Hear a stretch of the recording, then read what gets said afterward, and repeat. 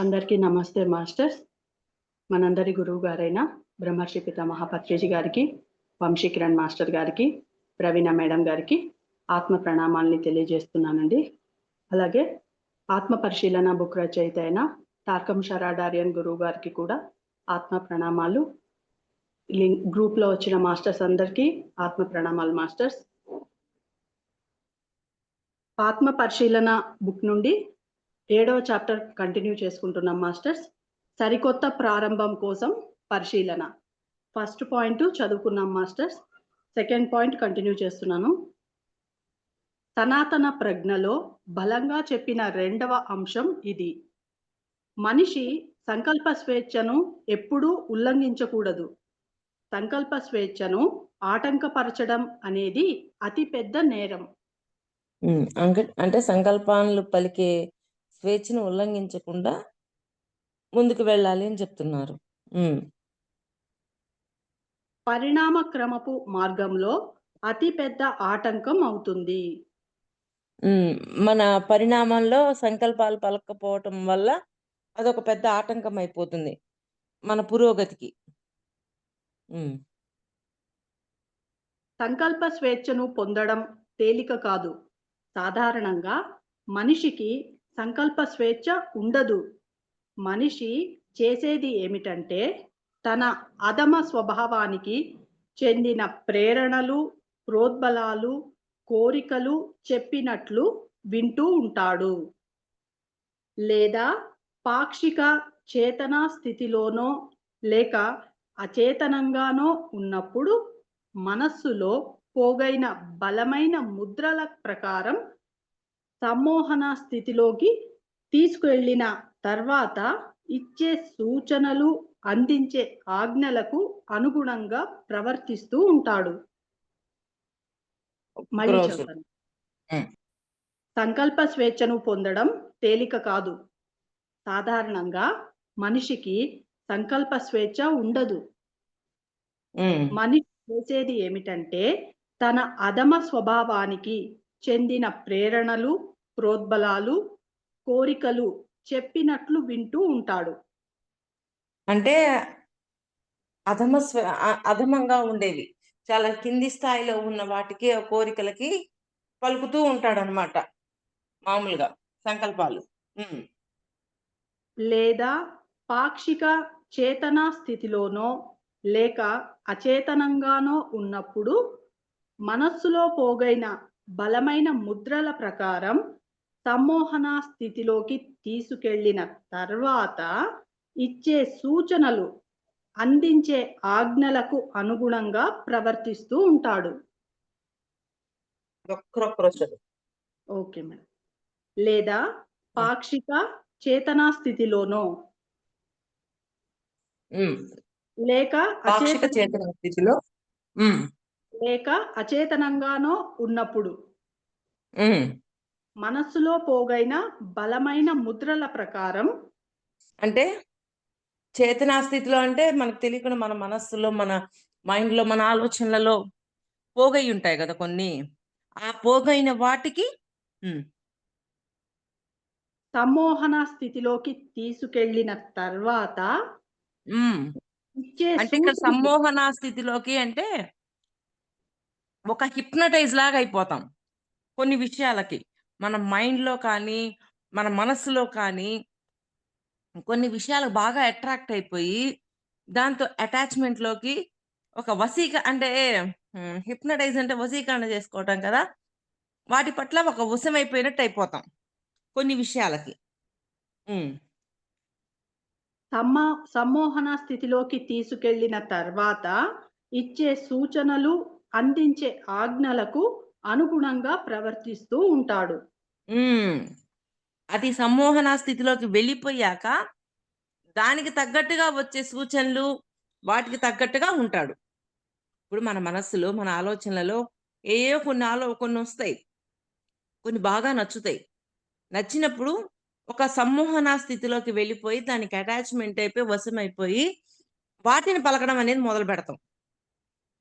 అందుకే ఎరుకతో ఉండాలి. మనం ఏ సంకల్పాలు చేస్తున్నాము, ఏ విషయాల పట్ల ఎంత అటాచ్మెంట్ లోకి వెళ్తున్నాము, అవన్నీ మనం గమనించుకోవాలి. అటాచ్‌మెంట్ పెరిగే కొద్దీ మన సంకల్పాలు దానికి తగ్గట్టుగా పలుకుతూ ఉంటాం. అది. ఇలాంటి మానసిక ముద్రలు తరచుగా స్వతంత్రంగా వ్యవహరిస్తూ, అవే అతడి మూర్తిమత్వమైనట్లు ప్రవర్తిస్తూ ఉంటాయి. అవే తానైనట్టు, నేను నాది అయినట్టుగా, ఇంకా అవే తన లోకం అన్నట్టుగా ప్రవర్తిస్తాడు. మన భౌతికపరమైన ప్రేరణలు, ప్రోద్బలాలను గమనించి, వాటిని మన నియంత్రణలోకి తెచ్చుకోగలిగితే కనుక, మనం సంకల్ప స్వేచ్ఛను పొందగలుగుతాం. అంటే సంకల్పాలు పలకడంలో కూడా స్వేచ్ఛుండాల. దేన్ని పలుకుతున్నాము? ఎటువంటి వాటిని పలుకుతున్నామనే స్వేచ్ఛ మనకి ఉంటది. దాన్ని ఉపయోగించుకోవాలా. ఇప్పుడు చదివిన పాయింట్ మళ్ళీ చదువు. ఆమె. మన భౌతికపరమైన ప్రేరణలు, ప్రోద్బలాలను గమనించి, వాటిని మన నియంత్రణలోకి తెచ్చుకోగలిగితే కనుక, మనం అంటే భౌతికంగా ఉన్న వాటికి వీటన్నిటికి అట్రాక్ట్ అవుతాం.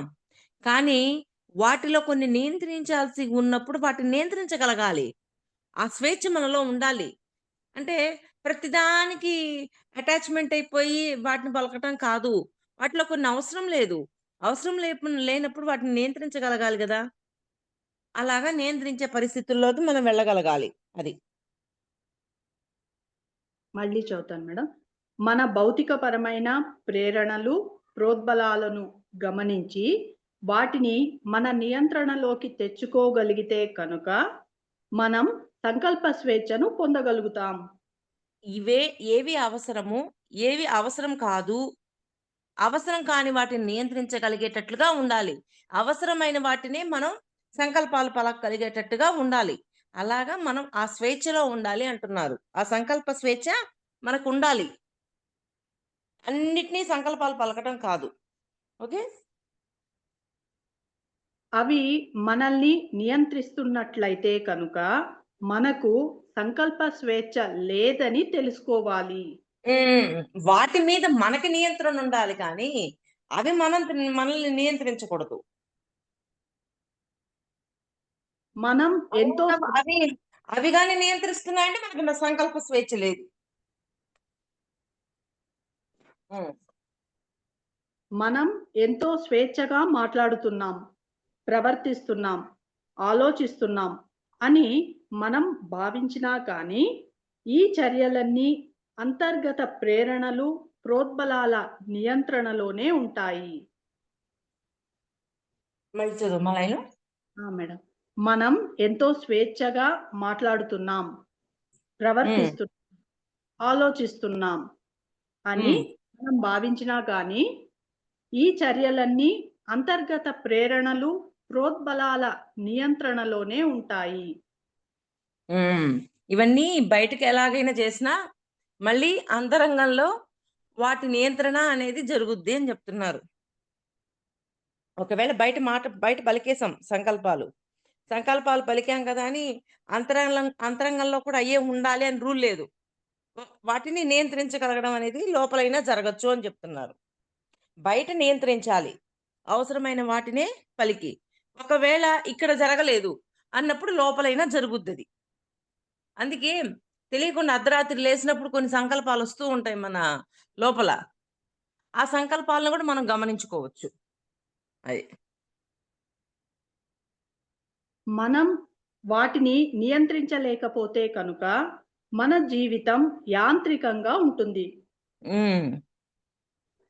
జీవితపు బలాలు లేదా జీవితంలోని సంఘటనల పట్ల మనం మళ్ళీ మళ్ళీ ఒకేలాంటి ప్రతిచర్య చూపిస్తూ ఉంటాము. మళ్ళీ ప్రతిచర్య చూపిస్తూనే ఉన్నాం. ఒకసారి అనుభవం అయిపోయింది. మరి అయ్యే సంఘటనలు మళ్ళీ మనకెందుకు? అవసరం లేదు కదా! అలాగా అయిపోయిన వాటిని గురించి కాక కొత్త వాటికి సంకల్పాలు పలికేటట్లుగా ఉండగలగాలి. హ్మ్. మనం అదే పంజరంలో, అదే నిరంతర వలయంలో ఉండిపోతాం. హ్మ్. వాటి నుంచి బయటకు దూకేయలేము. ఇరుక్కుపోయాం. పంజరం అంటే ఏంటి? పంజరంలో పక్షి ఇరక్కపోద్ది. అలాగా పంజరాల్లో ఇరుక్కుపోయినట్టు అయిపోద్ది మన పరిస్థితి. వాటి నుంచి బయటికి రాలేకపోతాం. ఎందుకని? వాటిని నియంత్రించలేదు. అవసరమైన వాటినైతే ఓకే. అనవసరమైనవి ఉన్నప్పుడు ఇరక్కపోయినట్టే గదా మనం. అది. ప్రతికూల భావోద్వేగాలు, అపోహల నుండి స్వతంత్రులవ్వడం అనేది సంకల్ప స్వేచ్ఛను పొందడంలో తరువాతి అడుగు అవుతుంది. హ్మ్. మళ్ళీ చెబుతాను మళ్ళీ మేడం. చదువు. ఆ! ప్రతికూల భావోద్వేగాలు, అపోహల నుండి స్వతంత్రులవ్వడం అనేది సంకల్ప స్వేచ్ఛను పొందడంలో తరువాతి అడుగు అవుతుంది. అంటే సంకల్ప స్వేచ్ఛ పలికాక అవి ప్రతికూలమైనా గూడా మనం ఏమీ చేయలేము. తర్వాత అడుగు ఆ ప్రతికూలమైన భావాలు మన లోపల ఉండిపోతాయి. ఎందుకని ఆల్రెడీ సంకల్పాలు పలికి ఉన్నాం గాబట్టి. హ్మ్. మనకు ప్రతికూల భావోద్వేగాలు, అపోహలు ఉన్నంత కాలం మన సంకల్పం స్వేచ్ఛగా వ్యవహరించలేదు. అంటే సరికానివన్నీ పలుకుతున్నాం. అవి ప్రతికూలమైనవే గదా! అసలు ప్రతికూలమైనవి అంటే వాడి మీద ఇలాగా, వీడి మీద ఇలాగా నేను వాడిని అలా నాశనం చేయాలని ప్రతీకారాన్ని, అసూయని, ద్వేషాన్ని ఇవన్నీ లోపల తెలియకుండా పలుకుతూ ఉంటాం. అయన్నీ ప్రతికూలమైనవే గదా! అనుకూలమైనవి కాదు గదా! అలాగా. అవి అవి వచ్చి సంకల్ప శక్తిని తమ స్వంత ప్రయోజనాల కోసం వాడుకొని మన అసలు ఉద్దేశాలను తప్పుదారి పట్టిస్తాయి. సొంత ప్రయోజనాలకి అంటే సెల్ఫ్ ఎక్కువైపోయి ఆహ్, పురోగతి పొందాల్సిన వాటి మీద ఉండదనమాట. సెల్ఫ్ ఎక్కువైపోతాయి. మన సొంత ప్రయోజనాల కోసం ఎక్కువ వాడుతూ ఉంటాం. మనలోని ప్రతికూల స్వరూపాలన్నిటి ద్వారా అవి ప్రతిచర్యల పరంపరను సృష్టించి మన హ్మ్. తర్కాన్ని, హేతువును గందరగోళానికి గురిచేస్తాయి. మళ్ళీ చదువు లైను. మేడం. మనలోని ప్రతికూల స్వరూపాలన్నిటి ద్వారా అవి హ్మ్. ప్రతిచర్యల పరంపరను సృష్టించి తమ తర్కాన్ని, హేతువును గందరగోళానికి గురిచేస్తాయి. అంతే గదా! ప్రతికూలమైనవన్నీ లోపల చేర్చినప్పుడు అంతా లోపల గందరగోళం అవ్వదా? బయటేమో మంచిగా ఉండాలి అన్నీ జేస్తున్నాం. లోపలేమో ఇట్లాంటి సంకల్పాలు పలుకుతున్నాం. రెండింటికి మధ్యలో ఫైటింగ్ ఉండదా? అలాగా. రెండింటి మధ్య సంఘర్షణ ఉంటది. ఆ సంఘర్షణ ఏం జేస్తుంది? చిరాకు తెప్పిస్తది. హ్మ్. అపోహలు, ప్రతికూల భావోద్వేగాలు మన సంకల్ప శక్తిని వాడుకున్న ప్రతిసారి మన వ్యవస్థలోని శక్తిని అప అపరిమిత స్థాయిలో కోల్పోతాము. మళ్ళీ ఉన్నప్పుడు శక్తిని కోల్పోవడం అనేది జరుగుద్ది. అనుకూలమైనవి ఉన్నప్పుడు, సరియైనవి ఉన్నప్పుడు మన పురోగతి ఉంటది. శక్తిని కోల్పోవడము అనేది ఉండదు. అంటే పరిణామం జరుగుద్ది. ప్రతికూలమైనవి ఉన్నప్పుడు శక్తిని కోల్పోతాం. పురోగతి ఉండదు. ఏమి జరగదు. అంతే గదా! ఇప్పుడు లోపల ద్వేషం, కోపం ఇవన్నీ పెరిగే కొద్దీ మనం శక్తి కోల్పోతామని చెప్పుకున్నాం గదా! అలాగా. హ్మ్. ఆ లైన్ మళ్ళీ చదువుతాను మేడం. హ్మ్. అపోహలు, ప్రతికూల భావోద్వేగాలు మన సంకల్ప శక్తిని వాడుకున్న ప్రతిసారి మన వ్యవస్థలోని శక్తిని అపరిమిత స్థాయిలో కోల్పోతాము. కొంచెం గాదు ఎక్కువ కోల్పోతాం అని చెప్తున్నారు. పరిమితం కాదు అపరిమితం. హ్మ్. అవి మనల్ని అక్షరాలా పీల్చి పిప్పి చేస్తాయి. మామూలుగా పిప్పి చెయ్యవు. అంటే అసలేమి ఉండదు లోపల ఒక కన్‌ఫ్యూజన్. ఆ! శక్తిని కోల్పోతుంటాం. అర్థం కాదు. ఒక క్లారిటీ ఉండదు. నలిగిపోయినట్లయిపోద్ది పరిస్థితి. హ్మ్. ప్రతికూల భావోద్వేగాలు, అపోహలు మన ఆరా లోపల అతి వేగంగా ఎదిగిపోయే విత్తనాలు. హ్మ్. అంటే మంచి బీజాలేసినప్పుడు కొంచెం టైం పడతది. ఇలాంటి సరికాని బీజాలేసినప్పుడు కొంచెం ఫాస్ట్‌గా గ్రోత్ ఉంటది. కలుపు మొక్కలు పెరిగినంత ఫాస్ట్‌గా తులసి మొక్కలు పెరగవు చూడు. మంచి మొక్కలు పెరుగుతాయా? పెరగవు గదా! అలాగా. అందుకే ఒకసారి ఆ విత్తనం మన స్వభావంలో నాటుకుంటే కనుక ద్వేషాన్ని, భయాన్ని, అసూయ లేదా మానసిక కృంగుబాటుని పెరిగిపోకుండా ఆపడం దాదాపు అసాధ్యమే అనిపిస్తుంది. అవి లోపల బీజాలేసాం. మనకు తెలీలా. ప్రతికూలమైనయన్నీ ఏసాం. వాటి వల్ల శక్తిని కోల్పోతున్నాం. ఇంకసలు ఒక క్లారిటీ ఉండదు. లోపల అంత తర్జనా భర్జనగా ఉంటది. ఒక సంఘర్షణ ఉంటది. ఇలాగన్నీ జరుగుతూ ఉంటాయి. ఇప్పుడు చదివిన పాయింట్ మళ్ళీ చదువమ్మా. మేడం. అందుకే ఒకసారి ఆ విత్తనం మన స్వభావంలో నాటుకుంటే కనుక ద్వేషాన్ని, భయాన్ని, అసూయ లేదా మానసిక కృంగుబాటుని పెరిగిపోకుండా ఆపడం దాదాపు అసాధ్యమే అనిపిస్తుంది. ఎందుకని? అవి ఫాస్ట్‌గా గ్రోత్ ఉంటది. ఫాస్ట్‌గా పెరిగే వాటిని కట్ చేయడం అనేది చాలా టైం పడతది. కష్టం కూడా. అందుకే ఎటువంటి బీజాలేస్తున్నాము మన భావాలలో అనేది మనం గమనించుకోవాలి. యద్భావం తద్భవతి అంటారు. మన భావాన్ని బట్టే మన జీవితం. అది. మన అంటే భావో మతిని బట్టి గతి అంటారు. మన మతి ఎలా ఉంటదో మన జీవితం కూడా అలా ఉంటుంది. హ్మ్. మన భావోద్వేగ స్వభావం చాలా సారవంతమైనది. అక్కడ హ్మ్. ఏవైనా పుష్కలంగా అభివృద్ధి చెందుతాయి. ఏంటి? మన భావోద్వేగ స్వభావం చాలా హ్మ్. సారవంతమైనది. చాలా సారవంతం ఉంటది. సారం బాగా ఉంటది. అంటే ఇప్పుడు ఆహ్, మొక్కలకి విత్తనాలేసాం. విత్తనాలేసినప్పుడు అవి బాగా పెరగడం కోసం ఎంత స్ట్రాంగ్ అయిన సారాన్నేస్తూ ఉంటాము. ఎరువులు ఇవన్నీ పోస్తూ ఉంటాం గదా! అలాగా. హ్మ్. మళ్ళీ చదువు ఆ లైను. మేడం. మన భావోద్వేగ స్వభావం చాలా సారవంతమైనది. అక్కడ ఏవైనా పుష్కలంగా అభివృద్ధి చెందుతాయి. ఏవైనా పుష్కలంగా అభివృద్ధి చెందుతాయి. అందువల్ల ఏమేసామో గమనించుకోవాలి మనం.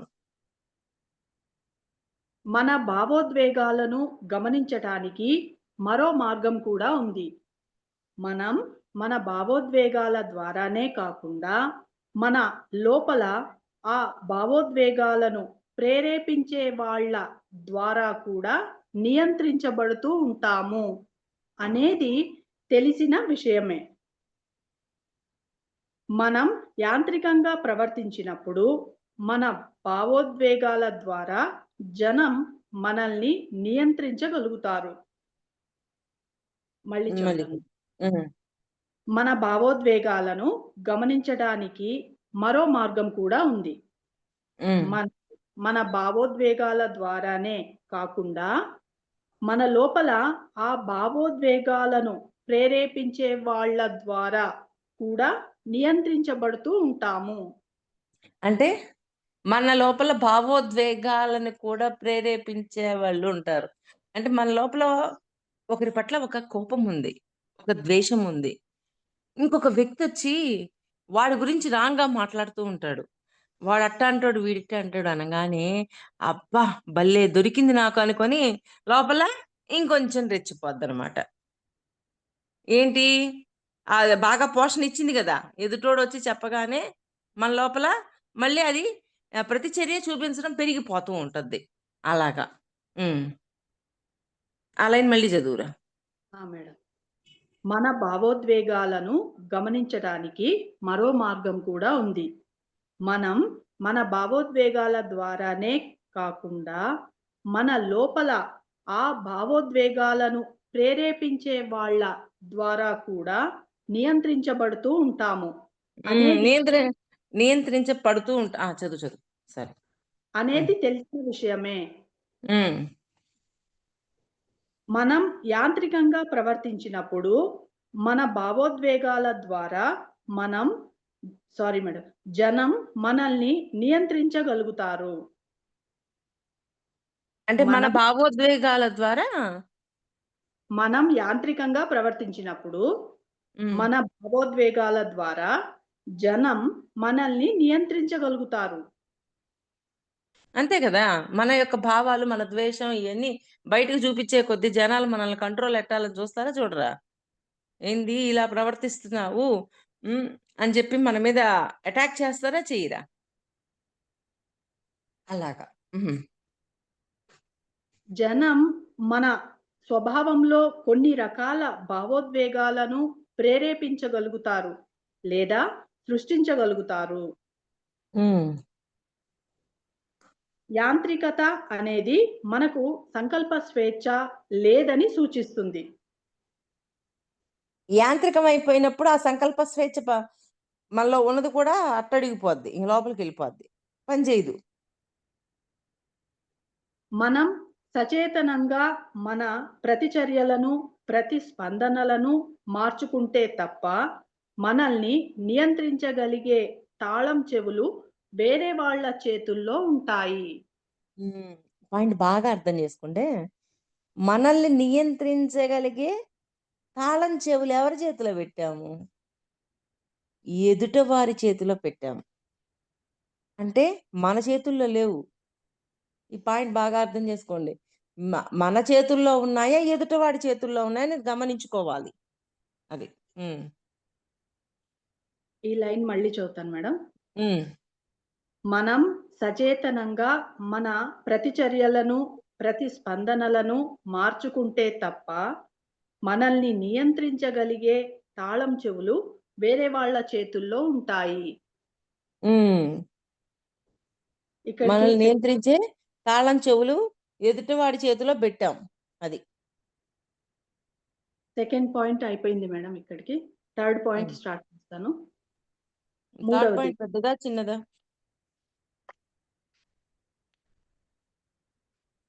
పెద్దది మేడం. 3 పేపర్స్ ఉంది మేడం.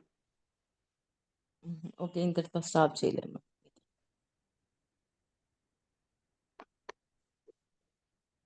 ఇంతటి అవకాశం ఇచ్చిన ప్రవీణ మేడం గారికి, తార్కం శరడారియన్ గురువు గారికి నా ఆత్మ ప్రణామాల్ని తెలియజేస్తున్నాను.